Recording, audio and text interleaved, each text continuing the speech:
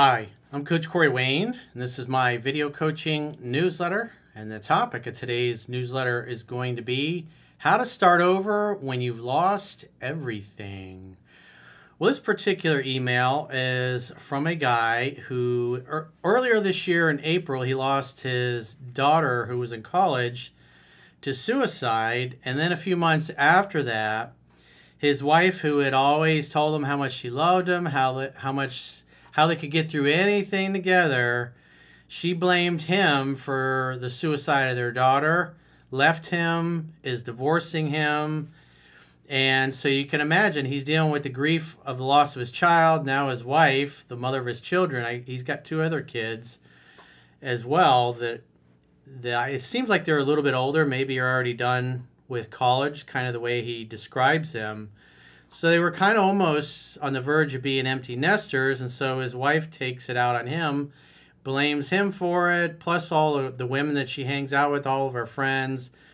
I assume they're probably in their 50s, maybe in their 60s, and her friends are getting divorced, and they're pretty excited about all the money they get in the divorce, and they can start their lives all over after they clean out their husbands financially, basically.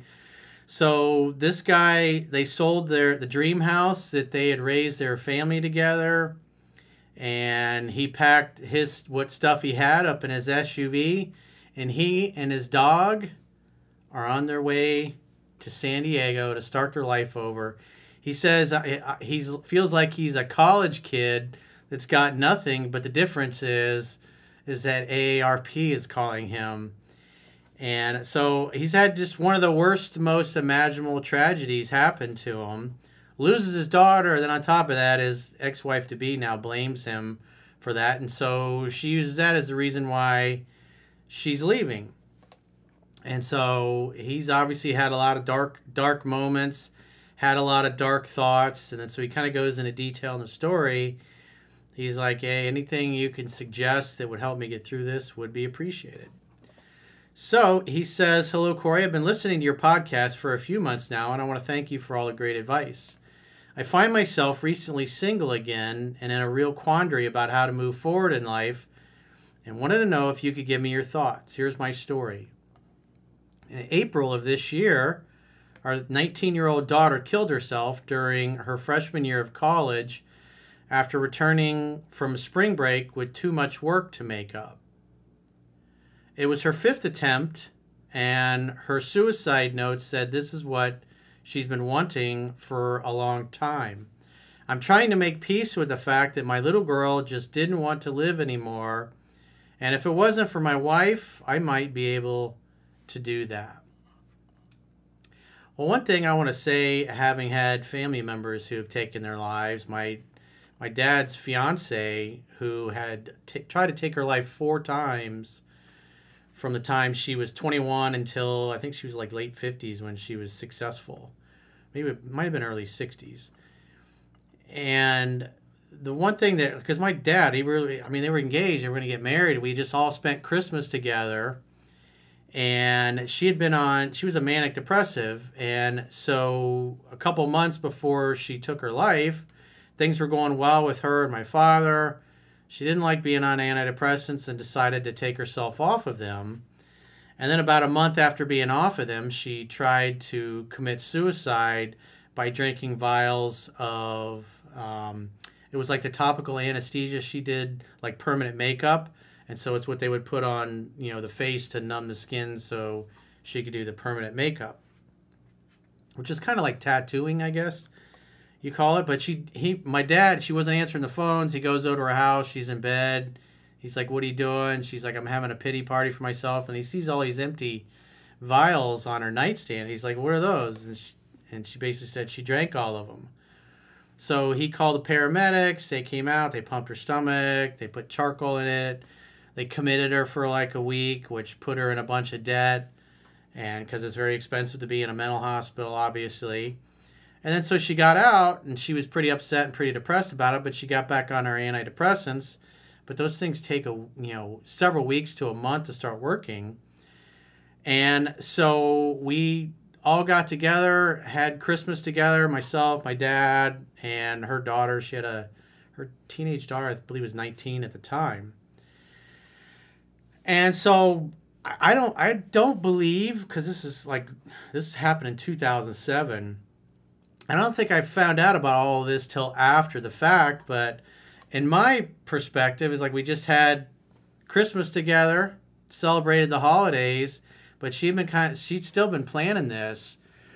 And so I got a call from my dad. It couldn't have been 3 or 4 days later, and he basically told me that she had been successful. She hung herself the last time.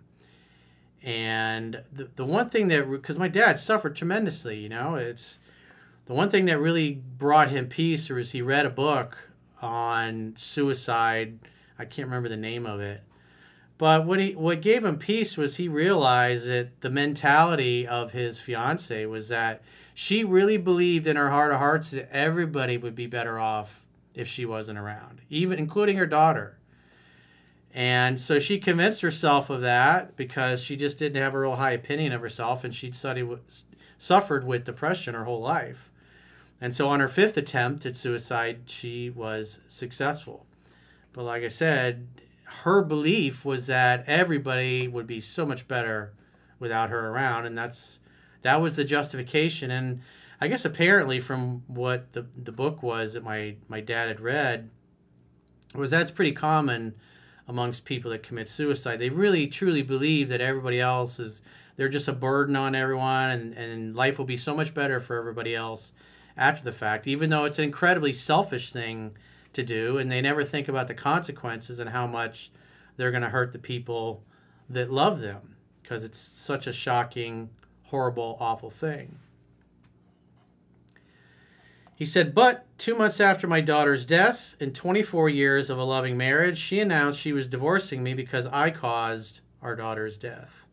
Well, your daughter's the one that caused her own death. As she said, she'd been planning it for a while, and like I said, just from my own personal experience with it, she probably believed that everybody, you, your wife, your other kids everybody would just be better off if she wasn't around. And at the end of the day, she was an adult. She did it herself. Granted, a few months before the suicide, I suggested that she look for a roommate over the summer instead of coming home to live in the basement. The reason I said that was last summer we learned that she discovered cocaine around that time and blew all $2,300 worth of her summer job savings in just a few short weeks before the fall semester started. I thought by making her financially responsible to a roommate would be better for her than living at home with nothing to spend money on except for drugs. My wife and I talked extensively on this before I made the announcement to our daughter, and she agreed it was worth a shot. So you did it together. And at the end of the day, it wasn't your daughter's first attempt. And like she said in her note, she'd been planning it for some time. And just like my, almost stepmom, she was successful in the 5th try. And she was in her late 50s, early 60s when she did this. And I think the first time she tried to take her own life, she was like 21 or 22. So it was like a lifelong thing she struggled with. She just had some inner demons, and again, she really believed that everybody would be better off without her. She felt like she was a burden on everybody. And so this wasn't the first time your daughter had tried it. It's just, the 4th or 5th time she was successful. So it's unfair of your wife to blame you for this, but obviously she's grieving, and that's just a shitty way to go about it. But now she's conveniently forgotten this, and I believe by putting the blame squarely on my shoulders, she no longer cries herself to sleep every night. Instead, after 2 decades of being married to a beautiful woman and having a great family, I find myself single again. I am completely surprised and crushed because every Christmas card, Valentine's Day, Father's Day card, and even my birthday card, 3 weeks before the divorce announcement, she signed them all with the usual, "It's you and me together, baby. I'm so glad it's us. We can get through anything." Or, "I'm so glad you are my guy. It's you I choose to be with." My therapist says that there were other things going on, and she used our daughter's death as a catalyst for her exiting the marriage. And granted, with her suicide ideation beginning in 2020, we've had a lot of added stress in our lives, and it hasn't been easy. But how could she be so cruel to me so close to our kid's death? Well, she's pretty selfish. And I would have to say I agree with your therapist that your wife had probably been unhappy for some time, and this was the excuse. So she was playing a role. She was pretending to really care, to really be into it, but deep down she didn't want to be in the marriage any longer. And unfortunately, a lot of people are like this. Most people tend to major in minor things. Most people are living lives of quiet desperation, and so this was the catalyst for her to tap out. She just didn't want to be married anymore for whatever reason. He says, my wife had, and I would say here's part of the reasons. You are who you associate with. You become like the 5 people you spend most of your time with. He says, my wife had a massive group of friends to provide her support, but me, being the Disneyland dad for the last 22 years, I didn't have a lot of friendships in the wings. So what that tells me is you did what a lot of guys did, is you focused completely on your family, and you let a lot of your friends and friendships just go by the wayside over the decades. And you kind of stopped being the guy that you were that she fell in love with, because you were doing what you thought she wanted, by eliminating or no longer hanging out with friends because they took away your time to be with her or to be with your kids or to go to soccer games or whatever it had to be. But the bottom line is you started putting yourself and your life last, and you didn't focus on your own happiness. But your wife, she maintained a peer group. He says, I became needy, and in looking back, I smothered her and my grief. Yeah, you probably made her your mommy and your therapist because you both were just going through just one of the most awful things a parent can go through.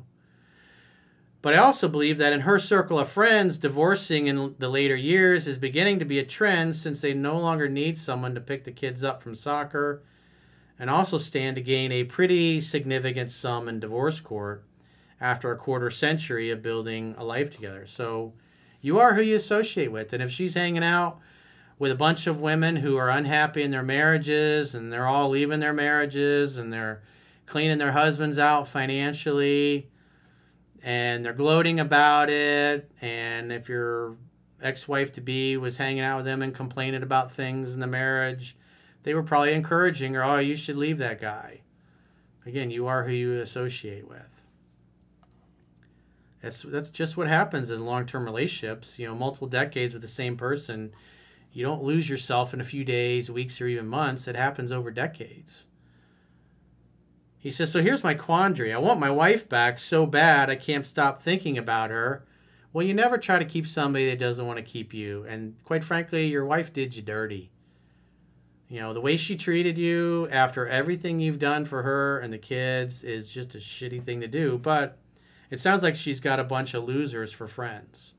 So that is what it is. You are who you associate with. And if your wife associates with a bunch of losers that think it's a good idea to just divorce their husbands and clean them out financially so they can get on with their lives and enjoy the single life, well, you become who you spend your time with. And that's on her. I want my wife's back so bad I can't stop thinking about her, and will often curl up in a ball and sob for hours, even though it's going on 4 months since she moved out. Well, you got to feel it to heal it. And the worst thing you can do is to resist the urge to cry and to be upset and to feel that pain. You got to get it through your nervous system. Over time, it will dissipate, but really it's just stuck energy. So you got to give yourself permission to really get into it in order to get out of it. I know it's kind of contradictory to think about it. It's counterintuitive to think about it, but you got to feel it to heal it.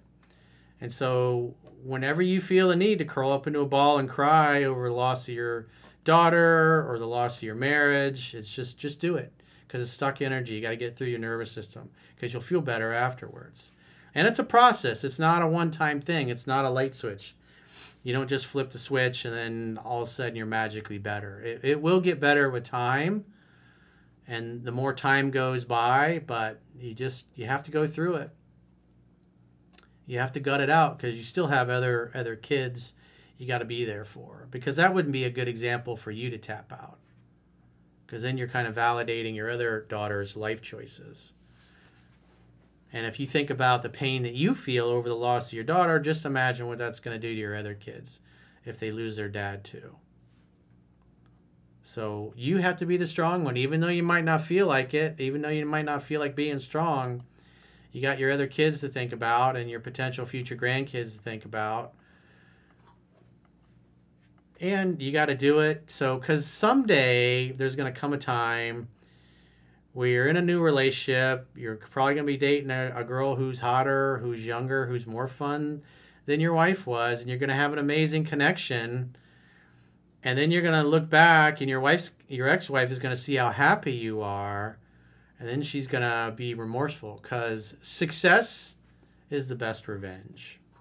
And your other kids need to see that too, because they're going to look at the situation and go, what mom did to dad was pretty shitty. But dad got through it. He met somebody else. He lived happily ever after. And you will give hope to your other kids. And that's what they need more than anything, is they need dad to pull himself up by his bootstraps and keep moving forward. Because at the end of the day, time's going to run out for all of us. Everyone you love, everything you build, eventually it's going to turn to dust. Sometimes sooner than others, sometimes in unexpected ways. You know, months ago, if you were to look at March of this year, you thought you had the world by the balls. And now everything's completely changed in your life. But the good news is you have a clean slate and you can start all over again. He says, but other times I'm furious that she would pin this all on me, that I caused our daughter's death, which caused the divorce, in order to gain the support of her friends and her family. Well, again, if she's hanging out with a bunch of losers that have blown up their marriages, well, she became who she associated with. And again, you never try to keep somebody who doesn't want to keep you. Here's my question. In your podcast, you talk about being confident. Well, what is confidence? Confidence is doing what you know how to do and doing it really well. Repetition is the mother of skill. So even though you might not feel confident right now because of everything that's happened, you have a period of grief that you're going to have to go through. You're going to have to go through suffering. You're going to have to cry about it. You're going to have to suffer about it. You're going to have to feel nasty emotions. But eventually, it's going to pass. It's going to pass. I've had a lot more girlfriends and dated a lot more people and had a lot more breakups than the average person has had. And they all suck. Breakups always suck. But eventually you move on, and it's always better the next time with somebody else. Life goes on, man. I talk to people all the time that are older than both of us. They spent their lives with one person, and then they get sick, and then they die very quickly. And they're planning to spend the next 15, 20 years enjoying their golden years, and their significant other made it 2 years and dropped dead of whatever, cancer or whatever. And now they're 65, 70 years old. They're grandparents. Their kids are grown, and they're fit and they're healthy. And they're not dead yet. And they still want to live. They obviously suffer tremendously because they lost their life partner. But at the end of the day, life goes on. You go through a period of grief and you get over it and you start dating again.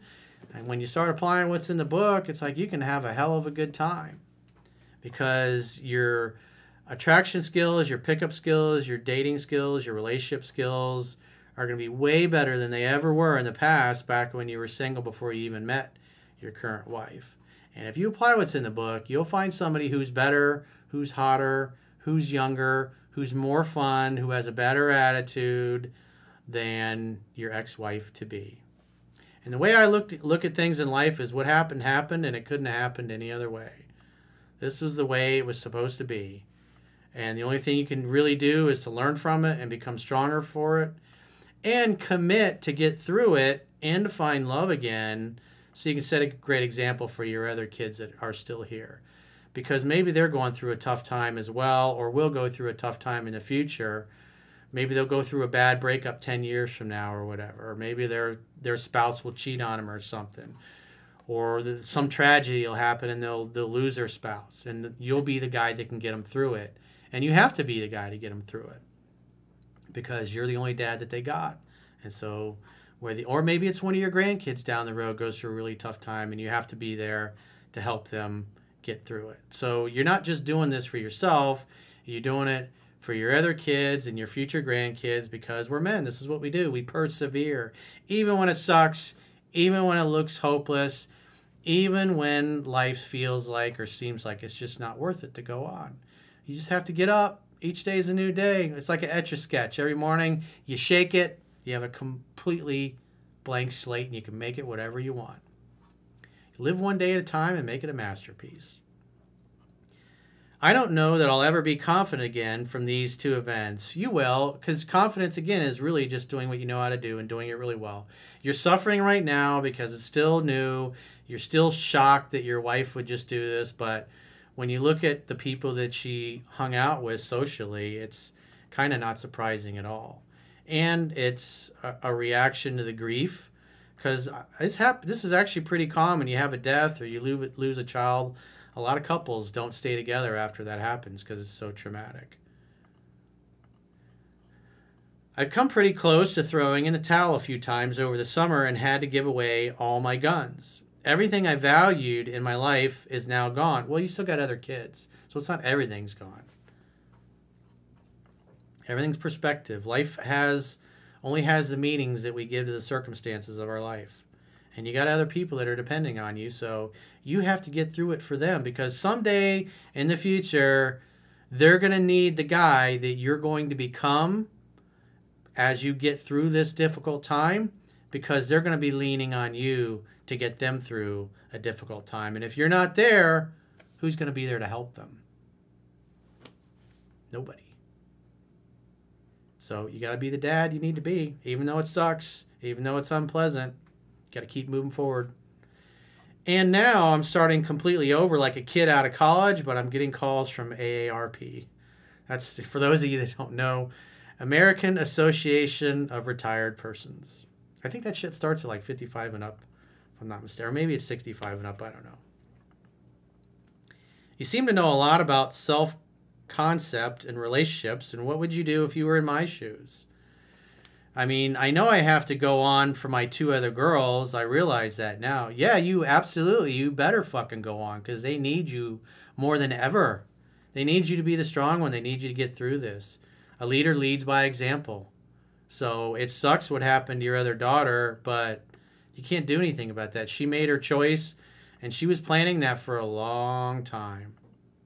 And so it's up to you, even though you don't feel like it, to be the strong one, because your other daughters need you. But I'm also not sure how to do that with any sort of happiness. Well, what is happiness? Happiness comes from feeling like you're successful in making progress in your life. So in other words, are you being successful at accomplishing your grandest goals and dreams? Like right now, I mean, your relationship, you're single again. So you have to be able to move on and get past that, the breakup of your marriage and the loss of your daughter, for yourself and your other two daughters that are still here.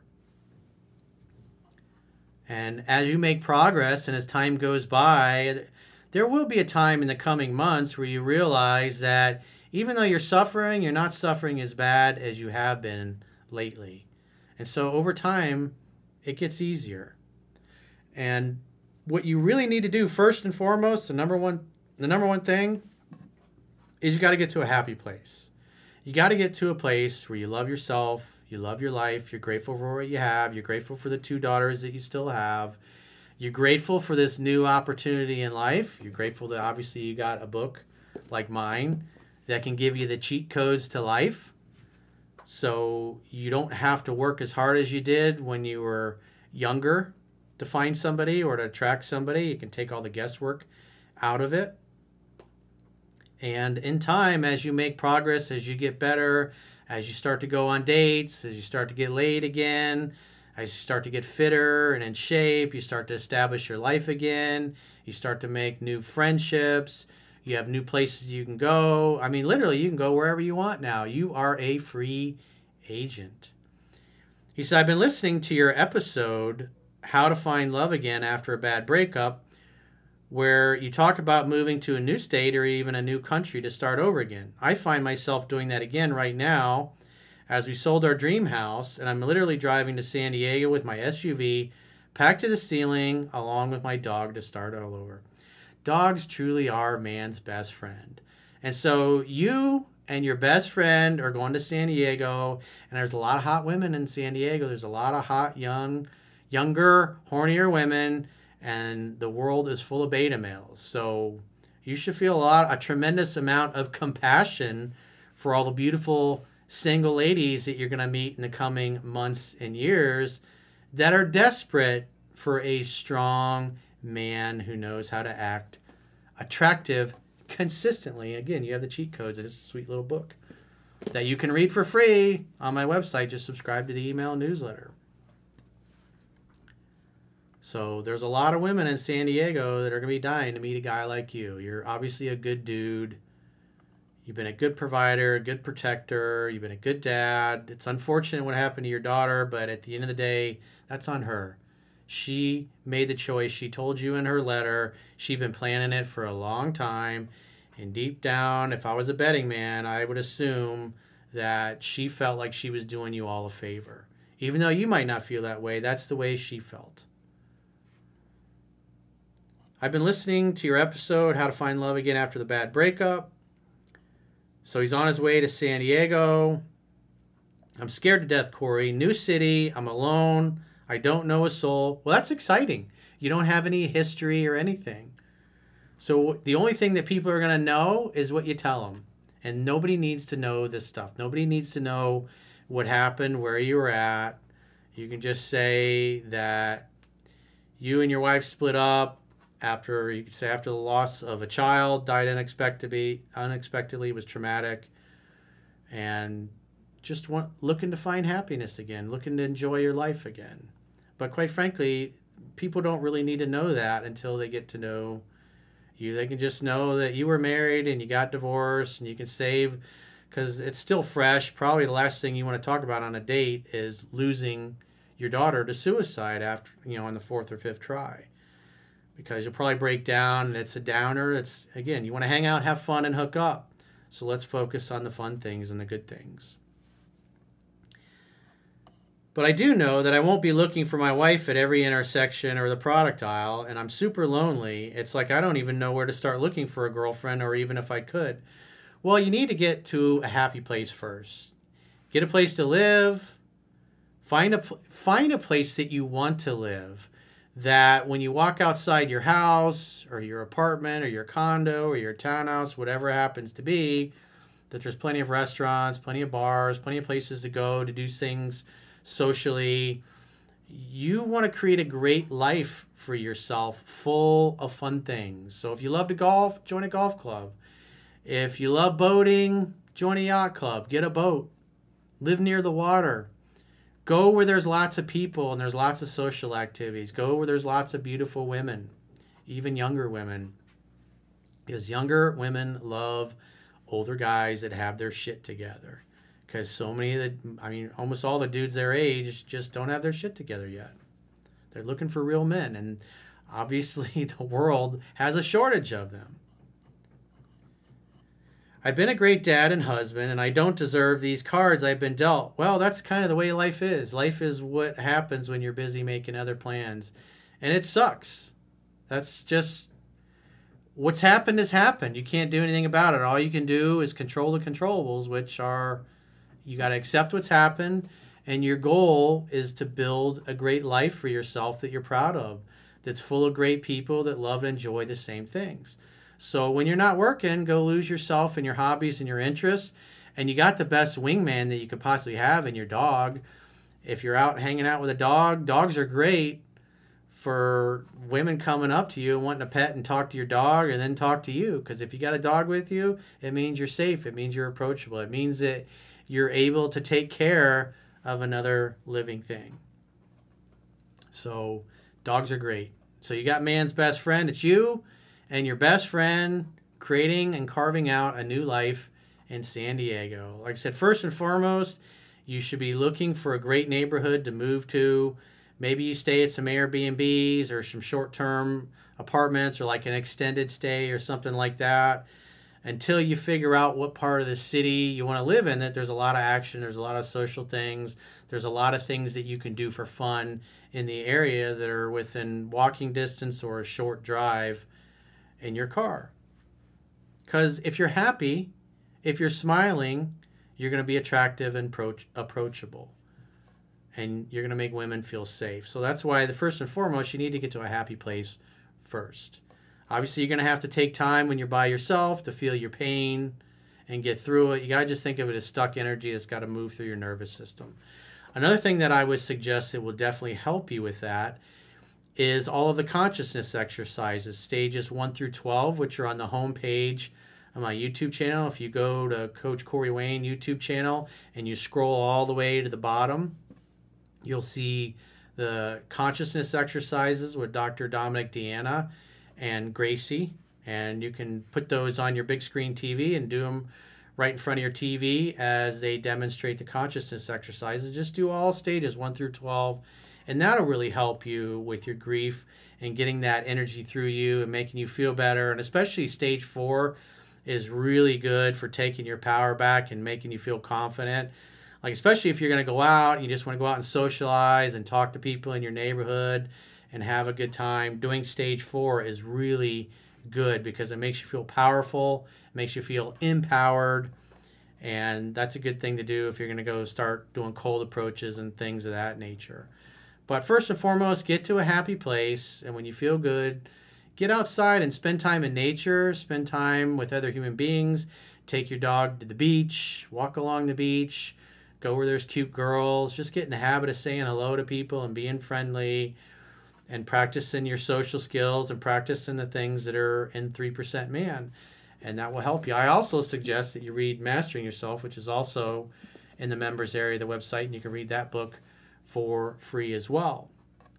And if you want to book a coaching session with yours truly, maybe either you or somebody else that's watching this video is having a difficult time and you want my help, go to understandingrelationships.com, click the products tab at the top of your screen on any page of my website and book a coaching session with yours truly. And if you guys haven't already signed up for our paying exclusive members only content, in the video description of this video, there are links to join members only on YouTube, or you can join on Spotify, or preferably you can join members only on our website, because on our website you can do a 7-day free trial with a monthly or an annual plan. And if you choose an annual plan, you get a 25% discount for paying the whole premium up front at the end of a 7-day free trial. And obviously on the website, you also get the email analysis that goes with these paying video coaching newsletters. So what you get for your money, and as far as members only content, I do 5 additional video coaching newsletters similar to this one per week that only the paying members have access to. We have a weekly 3% Man study group podcast with myself and the girls. We have a weekly Mastering Yourself study group podcast with myself and the girls and Chunky, where we go through the books page by page. It's like an ongoing weekly class. We usually spend about an hour just going over different things that we have questions on, or that the girls have questions on, or that viewers have sent questions in asking specific issues that they're having with the book or things that they want to understand better. We also do the full viewer questions podcast, where we answer the short viewer questions, and any other special interviews or videos that we do that the paying members will have access to, you'll have access to those. So if you join on the website, you'll have access on the website. If you join on YouTube, you'll have access on YouTube. If you join on Spotify, you'll have access there. If you join on YouTube, you won't be able to go to members area in the website, and vice versa. They're all separate platforms. I know some people have thought that if they subscribed on YouTube, somehow it'll give them access on Spotify or the website, and that's just not the case. So until next time, I will talk to you soon.